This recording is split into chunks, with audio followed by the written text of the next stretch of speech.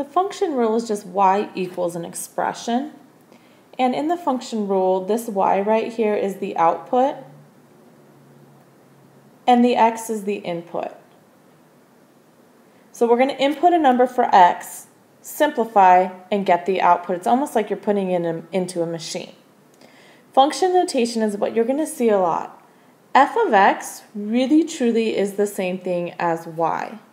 It's just saying I'm taking the function. If you're in function notation, if you have f of x, g of x, h of x, then it will pass the vertical line test. You don't even have to worry about it.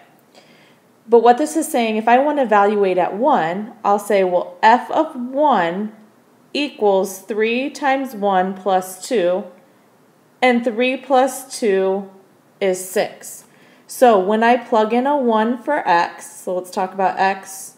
So if I plug in a 1 for x, the output is 6. So you could see it like that, or they could say f of x over here. So it's still xy.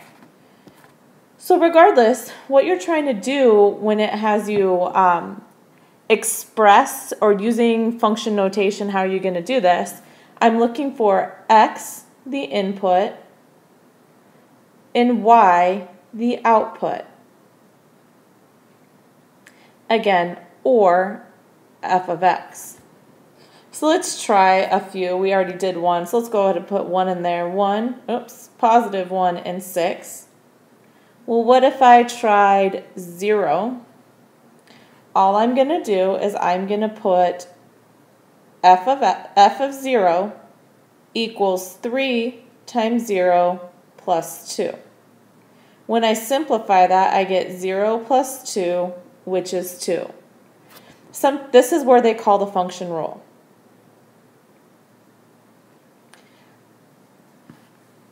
Let's try one more. Suppose I want 1/3. I want f of 1/3. That equals 3 times 1/3 plus 2. Well, that's 1 plus 2, which is 3. So here is my table of values using the function rule, and the function rule is just the expression on how you get there.